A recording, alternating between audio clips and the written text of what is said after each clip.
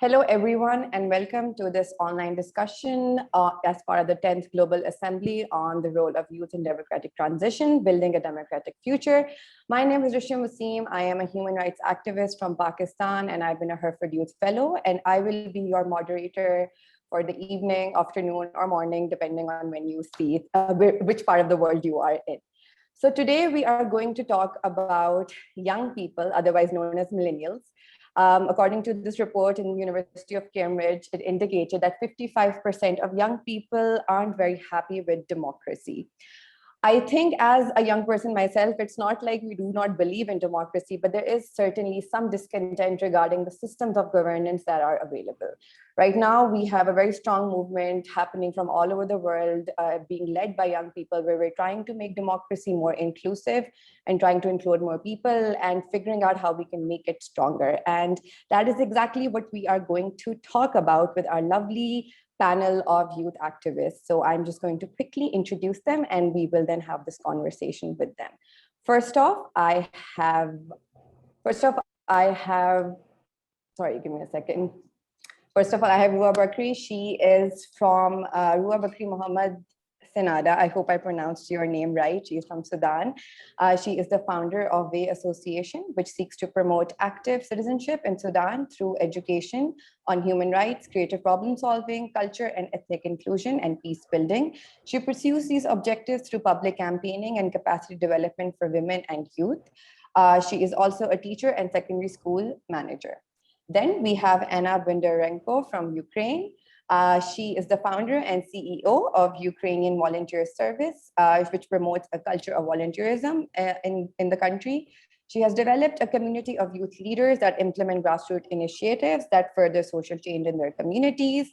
Her experiences include developing educational programs on civic engagement, leading advocacy campaigns to promote volunteerism, and empowering young people to engage at a national level. And then we have Margarita Maira from Chile. She is an advocacy coordinator at It's Our Time to Participate, a platform that promotes participation in rewriting the constitution that is underway in Chile. She has led campaigns to engage youth and vulnerable groups in decision-making processes and has trained emerging leaders in several Latin American countries. She has also worked with former Chilean President Michelle Bachelet's digital communication team and with Chile's General Secretariat. And she is also, like me, a 2018 Hereford Youth Fellow at the World Movement for Democracy. Welcome, everyone. Thank you so much for joining us from your parts of the world. I'm looking forward to the conversations we have today. So quickly, I will love for all of you to tell us what is happening today in your countries. Ruaa, I would like to start with you. Since we have a global audience here, we would love a bit of context. So after 2018, 2019, what is happening in Sudan's transition and what are some of the challenges that people in your country are facing right now? Okay, thank you very much for inviting me to this session. I am very delighted really to be part of this and to, to engage with other youth from other countries. It is my honor. What is happening right now in Sudan? What's the updates? That the combination of the government was, civilian party or civilian side and military side. We have combination from military and combination from civilian, 6 from civilian and 6 from military. The government president is from military side, and we have the other side are 6 civilian from different political parties. Speaking about our current situation after this two years of transitional period, we can say we achieved some goals. We have peace agreement. We have donors, what we can conferences, Berlin and Paris. This is the last one. Sudan has been uplifted from the blacklist of terrorism Sudan debt has been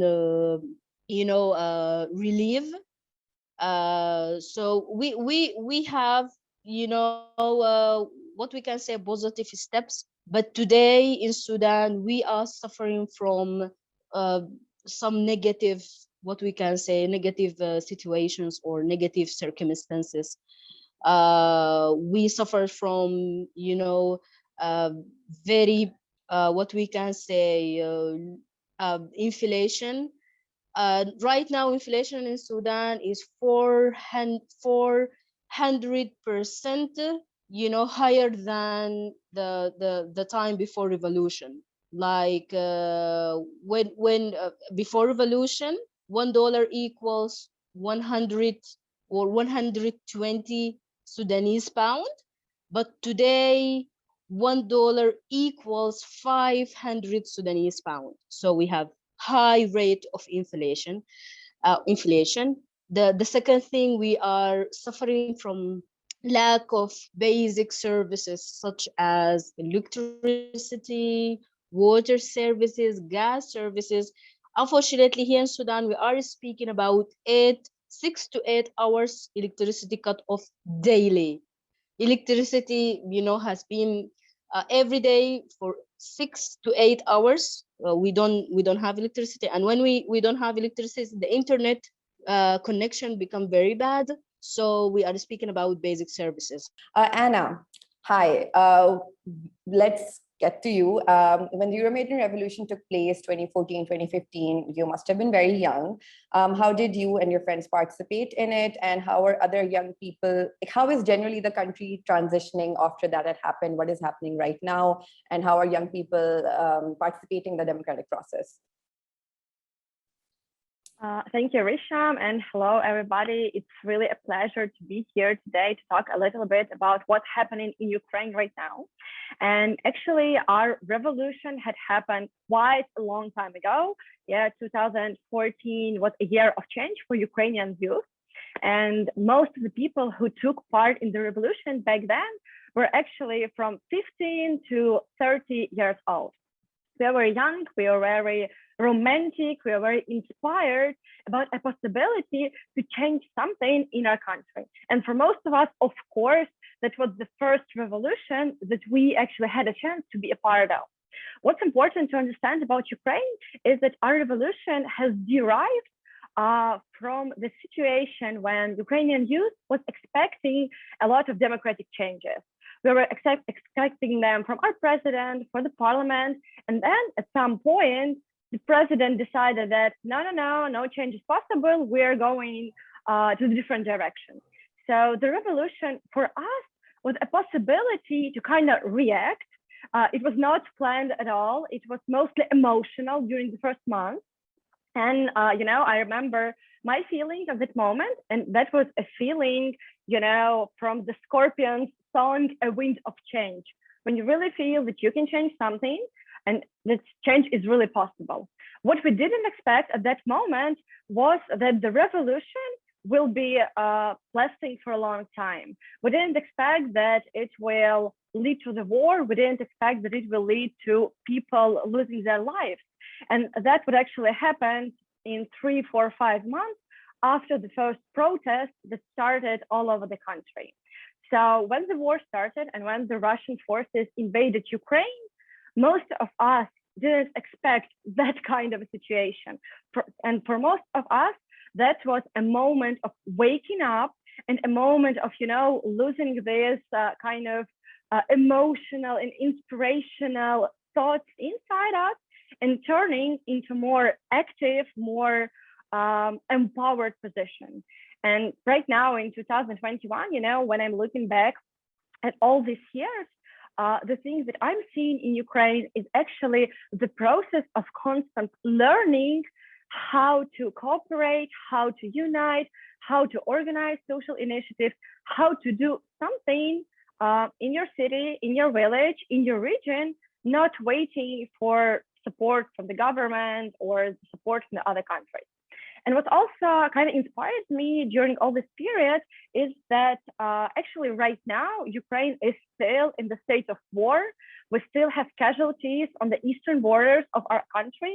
We still have lots of volunteer initiatives who are helping the soldiers, the people who lost their families in the war, the people who are helping the IDPs here in Ukraine.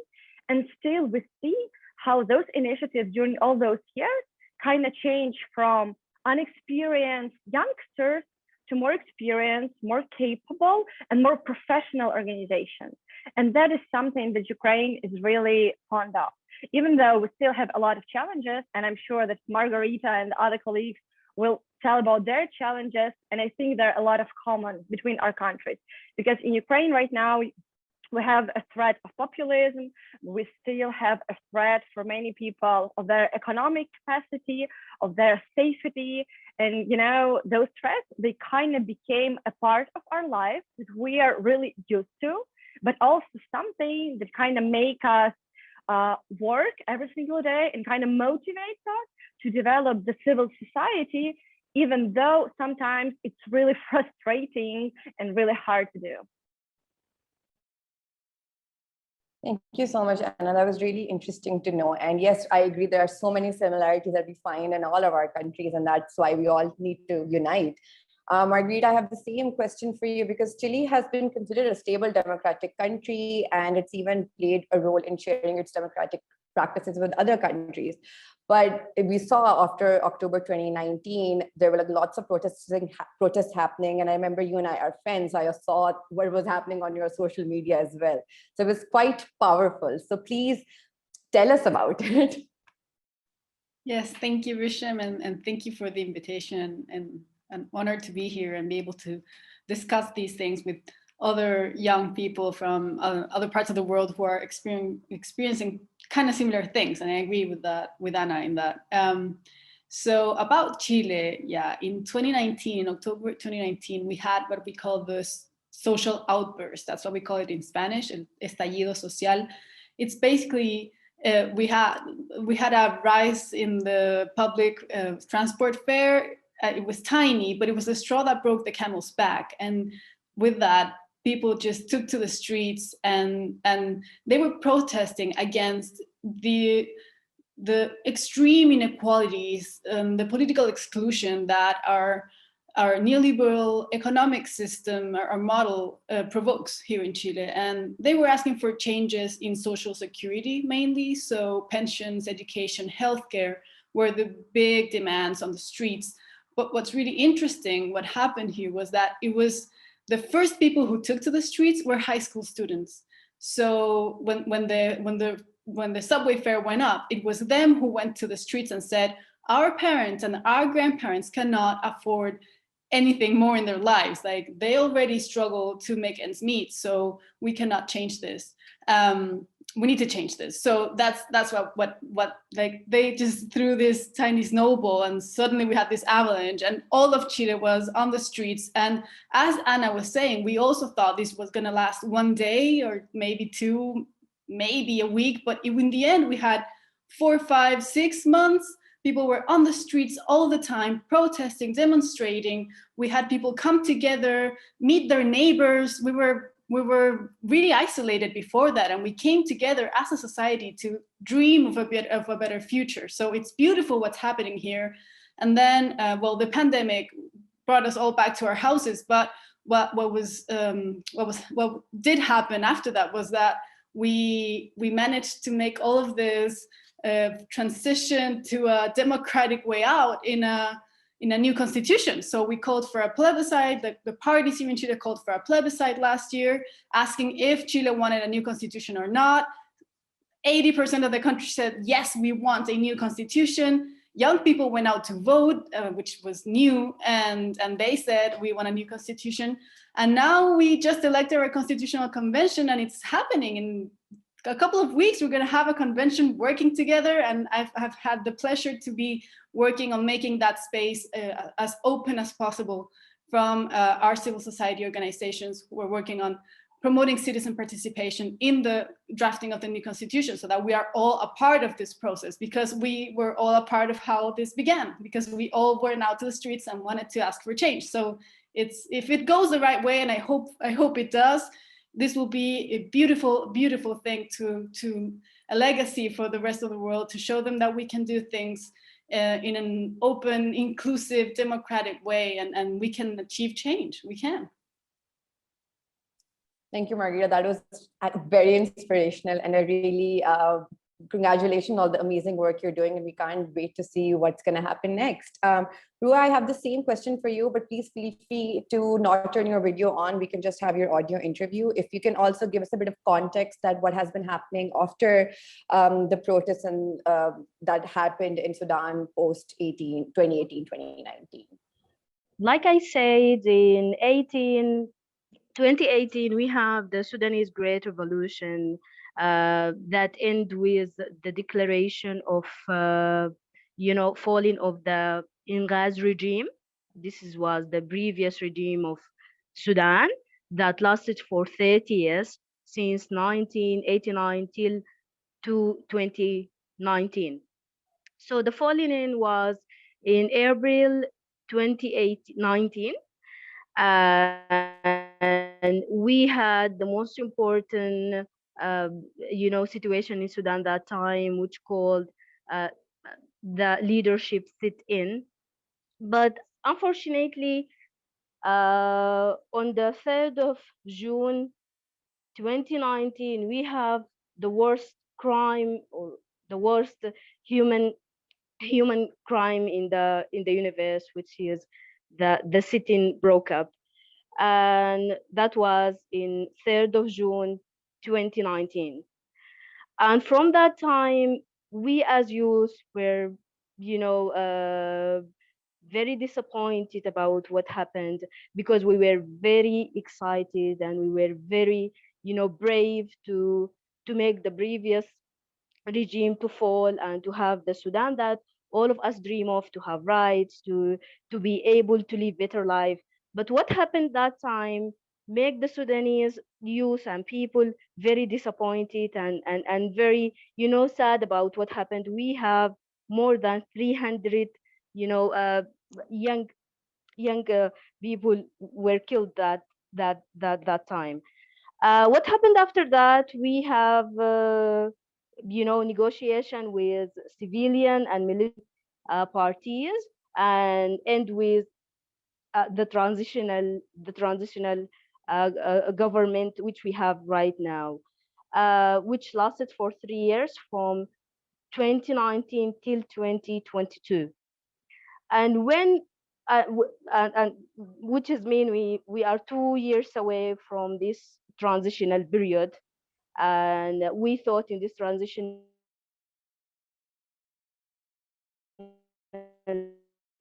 period Sudan will become better, speaking about human rights and so on and so on. But and right now we are 1 year away from end of the transitional period. But what is really happening is we are still suffering from, the pandemic come, and the Sudanese people is still suffering a lot, and we think we didn't move a step forward democracy, or for even forward the country that we dream of.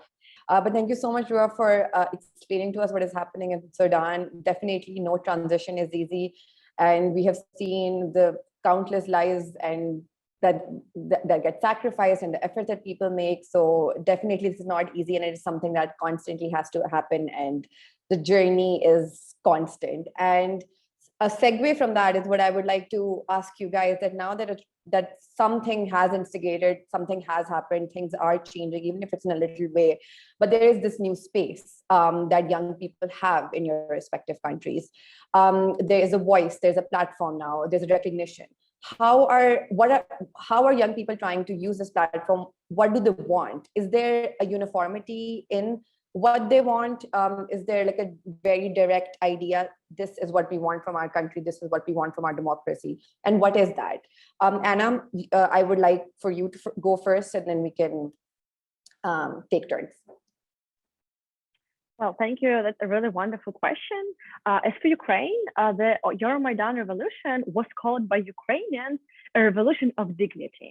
And the word dignity actually became one of the most popular words in our vocabulary during the last year. So for the revolution and the times after the revolution, dignity, freedom, and opportunity to speak up and to be included in the processes, not just represented, but included, was actually one of the goals of many activists and many groups that were trying to take part in the transition processes. Still, it's important to understand that Ukraine is actually a really big country. It's one of the biggest countries in Europe. And for us, it's always a challenge to unite together and to find a common goal, common values that would be shared by the whole society. In Ukraine, there are 10 million young people who are living in really different economical communities and social communities. So for us, still, those periods of transformations were always about talking through and looking for things that unite us. And right now, we actually have those common goals. One of them is an opportunity to participate and improve our education system. Because even though in Ukraine, there are lots of universities, colleges, and schools, still the quality of education is kind of concerning. So that's one of the biggest issues that is uniting many groups of young people from different parts of the country. The second thing that unites all of us is a goal to be included in the political processes within the country. And actually here we have quite a lot of successes with inclusion of young people and especially women in the political process. We're represented a lot in Verkhovna Rada in Ukraine, which is actually for the first of the Ukrainian history since the beginning of the independence. So being included on different spheres is kind of one of the things which is really important right here, right now. And the third thing that is uniting us is an idea, a goal to build a more strong economy in Ukraine. And here, even though we have different visions on how you have to build it and how Ukrainian economy should look like, the common idea is more liberal, it's more democracy oriented, and it's more, and of course, it's an idea of Ukraine being a part of a European and global context, and not the part of, you know, Ukrainian-Russian relationships or any kind of those relationships. So for us, yeah, education, inclusion, and economy are three most important things. And what I really enjoy seeing right now in Ukraine is that actually young people suddenly became active on both levels. On level of civic activism, grassroots initiatives, and we see enormous amount of grassroots initiatives that mushroomed through all those years. On the other hand, we have these political ways to engage. We have a rise of youth councils, different youth groups, youth working groups, both on a national and on a local level. And those things are usually represented both by 15, 16-year-olds and also by 20, 25-year-old ones. So yeah, that's kind of how it looks right now in Ukraine. Thank you so much, Anna. Margarita, I guess the same question, and even though you have very broadly mentioned what the young people, like there's a very obvious vision of what the young people want, but I would also like you to talk about after October 29, how have these young people, the ones that were in universities, the ones who are students, how are they organizing? Is there a more, is there any kind of political organizations that are like, what is the political landscape in the context of the youth of Chile right now as well? Yeah, so I want to say something about what Anna was saying, because when you asked what people in Chile were asking for and what the demands were, it's really interesting to see that several of the concepts repeat in her narrative and what I'm about to say. And I think that's beautiful in a sense, because we're all aiming for the same things. So if we had this social outburst, as we call it, we say that Chile blew up. If Chile blew up, ground zero was a square in downtown Santiago called Italy Square. And that's where the protests began. And that's where we met when we wanted to get together and say what we wanted to change. That place was colloquially changed its name and it's now called Dignity Square. So now everyone refers to that place as Dignity Square because that is what we're asking for. We want dignity, and that is the main demand here. And it's interesting how that repeats in different stories because as human beings, that's what we want, and that's what we need, and that's what our political systems are not providing for us. And in Chile, it's specifically in well, the whole model, as I was saying, like pensions, education, healthcare, all those things. We don't feel dignity when we go to use these services in our system, in our country. So we want to change all of that, and it's such a structural change that we want to change now the constitution, because we just basically need to redraft the most basic things of our society. And that is what everyone is asking for, and specifically young people. The demands have to do with all of this, with political exclusion, because they want their voices heard. I mean, I work with teenagers who are aiming for a better political representation. They want to be able to say what they want for Chile and be heard, which sounds basic, but doesn't really happen. And an organization has been happening around that. People get together. I mean, this happened on all levels, and it was beautiful to see. People got together in parks around the corner, and they were talking about how they wanted Chile to be from now on, and students were a really important part of that. But it was across generations, really, and it was really nice to see that we were all sharing a certain vision of our country, and people in the different territories got together, and students are doing their thing, of course, and there are student federations, and they are getting together to think about all this. Well, with the pandemic, it's been really hard, but I do see that dignity is the heart of it all, and I just had to mention it because it's basic. Yeah. Definitely, it is basic, and it's lovely to see the connections that we see everywhere. And by the way, social outburst is probably my favorite phrase now. I love that.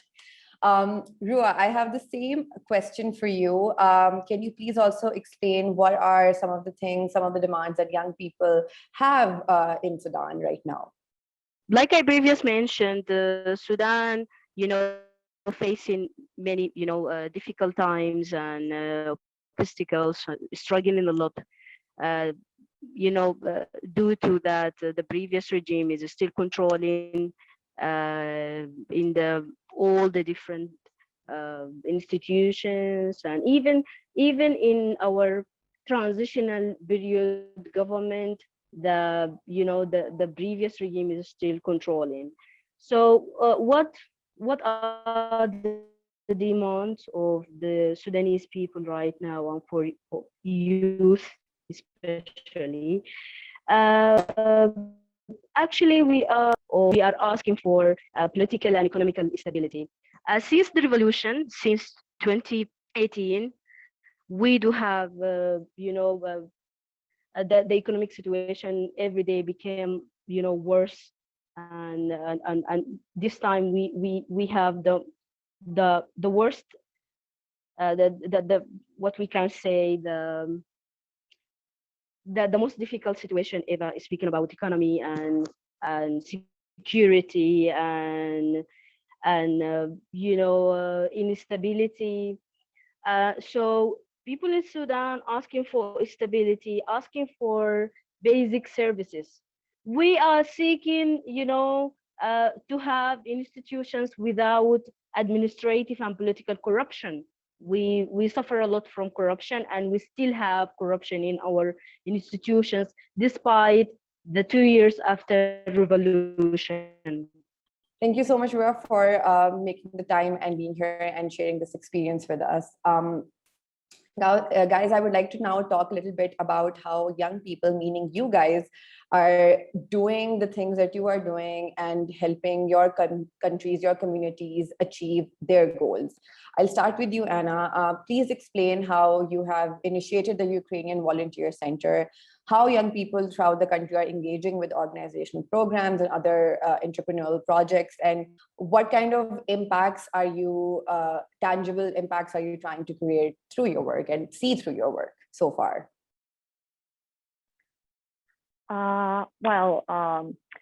The story of Ukrainian volunteer service actually started right after the revolution, when a group of volunteers, not any kind of organization, but just a group of volunteers, had started to organize different volunteer initiatives, first aimed to help the IDPs, the soldiers, and try to kind of solve some social issues. And then we started to organize more and more different initiatives. Basically for us, I was born in Odessa, which is one of the cities in the south of Ukraine, and the city that was really usually considered as one of the most pro-Russian cities in Ukraine. Odessa was always, there were jokes about us being an independent part of Ukraine, which is not really a Ukraine. So all these stereotypes were the stereotypes that I was born and was living with for the most part of my life. And actually, one of the initiatives that was quite famous in our city was an initiative of the volunteers who every year organized a Ukrainian festival on the Independence Day.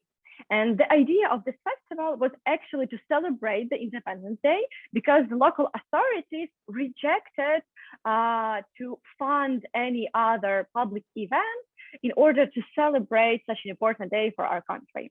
So it all started with a group of volunteers who just organized this festival without any funding, without any partners, but just going to the streets and organizing concerts, different events, discussions, poetry readings, and other kinds of events to kind of bring people together to wear the traditional clothes, vyshivanka, and kind of be together on that important day.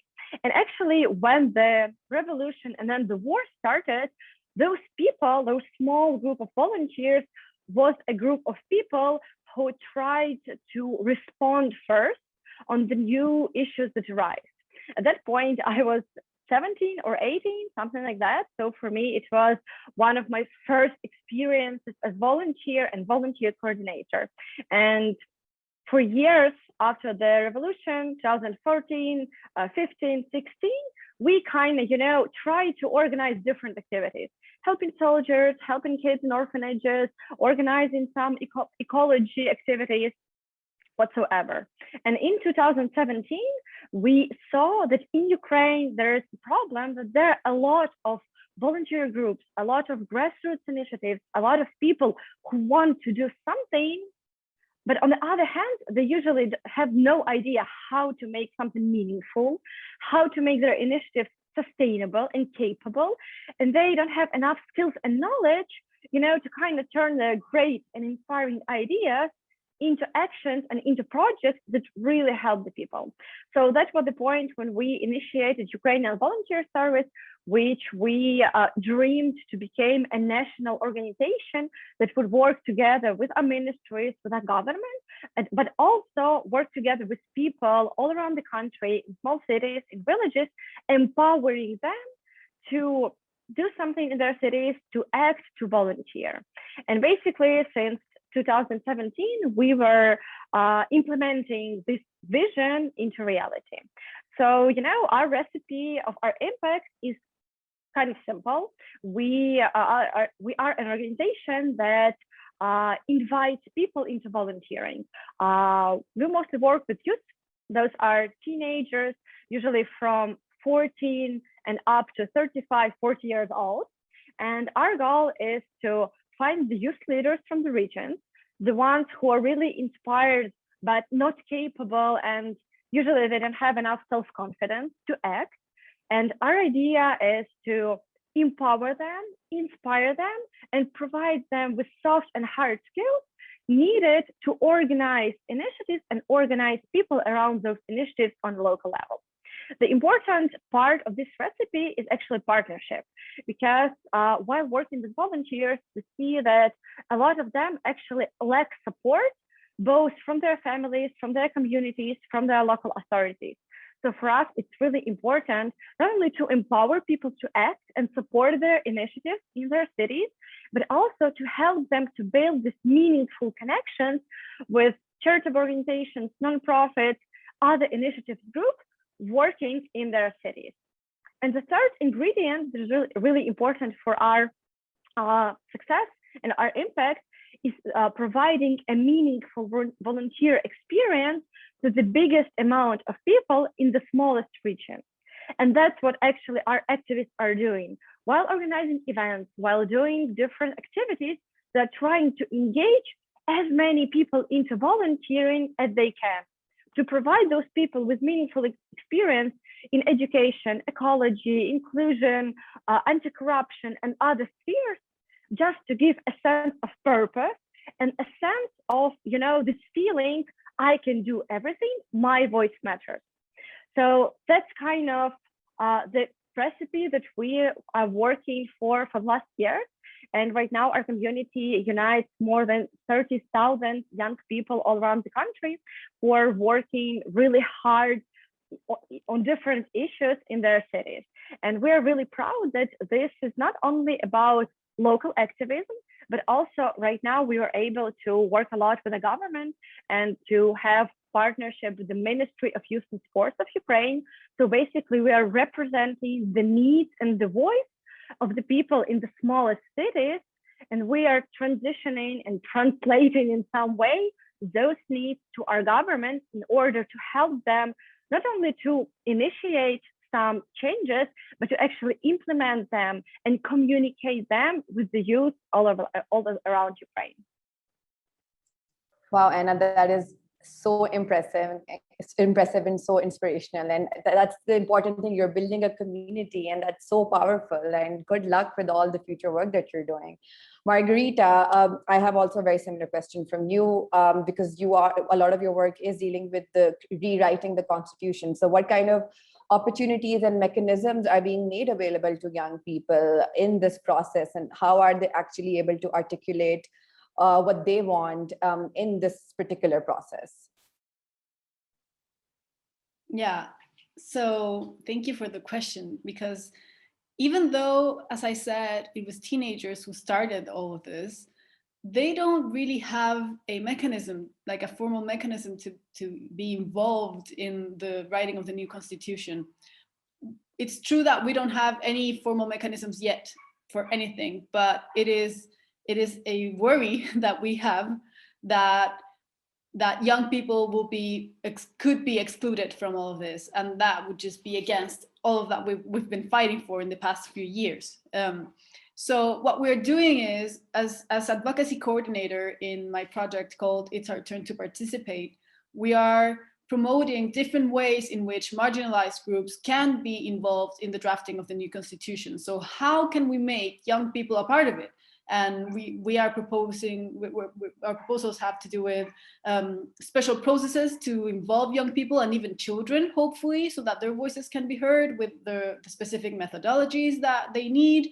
But also we're promoting, for example, that in schools you can have a nationwide effort to have conversations around what the new constitution should be like, so that they can, from the educational system, bring all of that to the Constitutional Convention in a formal, organized way. We're also promoting that young people can vote, because here in Chile we can vote from 18 on, but the ones who started all of this were high school students. So high school students can't vote, and they want to be a part of this, and they have their ideas. They know more about politics than many older people. They're very prepared, and they have clear ideas, and they want to be able to say that through the formal mechanism that is the vote. So we were advocating for, and we will try to advocate for in the future, for younger people to be able to vote. So 16 up, or maybe 14 up even. So we will go for that at some point. And also we are opening up spaces for these young people to actually have a say. So for example, there was a law that was being passed, discussed in Congress about precisely how people in schools, young people in schools, could have a process in schools for the Constitution. And we brought a teenager to Congress and said, okay, so don't listen to me because I'm not in school anymore, but you can listen to him and see what they want, like firsthand. So we're opening up, like we're clearing the path for them to have their say. And we are also promoting with other groups, not only youth. We're working to have migrants be able to have their voices heard, to have people with disabilities, people in jails. Here in Chile, you have people who have the right to vote. They are in jail, but they don't actually have access to voting because no one brings them their vote. That there is no practical way to make that happen, and we're advocating for that too. For the inclusion of women, of course, like with the gender perspective all over the mechanisms. And we've founded a network of organizations to promote all of this, called Participation Network, which I founded, and I am general coordinator right now. And to promote all of these mechanisms, inclusive mechanisms, and good standard for these mechanisms in the Constitutional Convention. And we are now working with elected people for the convention. So the convention will start in like three weeks, a month, and we are now working with them so that we can prepare the way and see how we can collaborate to make this happen, because this is a challenge that involves all of Chile, not only the people elected for it. Of course, there are our representatives, but we want to help them out. And if there are people there who believe in what we are proposing with our inclusion, our participation mechanisms, hopefully we can just make it easier for them to push for that. Yeah, so we involved 300 candidates who are now, 45 of them are now elected constitutional conventionalists, and we will be working with them because we said during the campaign, we said we want participation and we want inclusion to be a really important part of this, and they were like, we agree with you. So everyone, I think there is a good chance that we will be able to do this in an open, inclusive way, because it's what Chile wants. I mean, the origin of this was on the streets, and the people elected for the constitution, for writing the new constitution, they know that, and they have it in their veins, which is wonderful. So that we're gonna help them out and make this happen. Thank you, Margarita. That is very powerful, and I'm very excited to see what happens next. I'll keep following you on your social media to get updates. We're almost out of time, but we do have one last question. I would love it if you guys can just quickly answer it. It's a huge question, so I don't know how you're going to do it, but please still try. So we see that there's a lot of space being made, and you guys are essentially making an active young generation that is very much involved in the civic engagement process. How is this relationship being dealt in? Like, how is it intergenerational? How are the other generations responding to the activities and the work that the young people are doing? Where are they meeting together? And I know all of you have talked about it a little bit, but if you guys can just briefly explain it a bit further. And Anna, we can start with you. Yeah, thank you for the question. I'm actually a big advocate for this cross-generational partnership, because I personally believe that even though young people have a voice, are extremely capable, if they're supported, they still need this support and this opportunity to kind of, enter the conversation. So it's really important to not just represent the young people through some councils or some youth groups, whatever. It's really important to create as many opportunities in the civil society, in the political sector, in the business sector, for young people to enter this sector, to be heard, and then to have an opportunity to learn and participate. And here also, it's really important to notice that usually when we're talking about young people, there's still some smaller groups within this big community of young people. We still have youth with fewer opportunities. For example, in Ukraine, it's a group of young mothers who has just had their first or second child, and they're excluded from many social and political processes. We still have this group of young adults and youth that are, for example, my age. I'm 25, and still this is a group that has some different needs and opportunities to participate and talk. So I personally believe that it's really important not to, create or imagine some new ways for participation of young people. It's really important to ensure that different groups of youth, teenagers, young adults, youth with fewer opportunities are integrated in the processes that are already there. And I truly believe that it should be both on a national and on a local level, both in economy, in politics, and in the civil society, which is also really important and usually, kind of undervalued here in Ukraine. Thank you so much, Anna. Margarita, please go ahead. Yeah, so as I said, different generations have been working together from October 2019 on in one way or another. First, because it was high school students who were advocating for their parents and grandparents.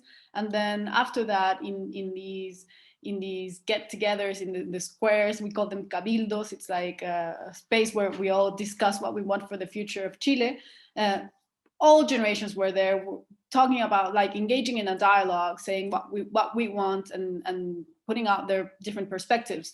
And now we see that, as I said, like in our work, civil society organizations, we are advocating for participation mechanisms for young people, working together with them, trying to open up the spaces for them to actually have a say in what, like, with their opinions about things firsthand.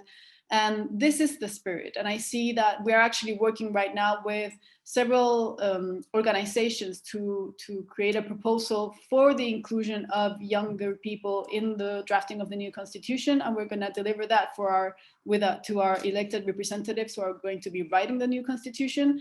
And that we will have to adapt our methodologies, and we will have to think of a way to make this happen. And hopefully that will take place in schools, as I was saying. And all of that is an intergenerational effort, because they want to participate, and they're doing what they can so that people will open, like the system will open up its doors for them. But we are helping them out in that. So we know that no one can achieve these changes by themselves. No, we're not alone, like we're not an island. And civil society organizations, we're doing our part in that. We're helping them out, not advocating for them, but advocating with them. And I think that's the spirit here. And I think our elected representatives for the convention, many of them I know many of them have this concern, and they want young people to be involved. So even representatives in the convention, they will also be working with young people, and hopefully, as I said, in schools. So yeah, we're all working together. Okay, guys, that rounds up our conversation. I think what really stood out to me is that even though all of us are in literally different continents almost, our struggles are very similar. The way we are trying to come up with creative ways to deal with those challenges are very similar. At the end of the day, it's a global effort. We're all in this together. We're all learning from each other. And I really, really like to thank World Movement for Democracy for creating a space where all of us could get together, talk, get to know each other, and get hope from each other. So thank you very much. Thank you all the lovely panelists who were able to join me. And thank you everyone who is watching right now. Take care.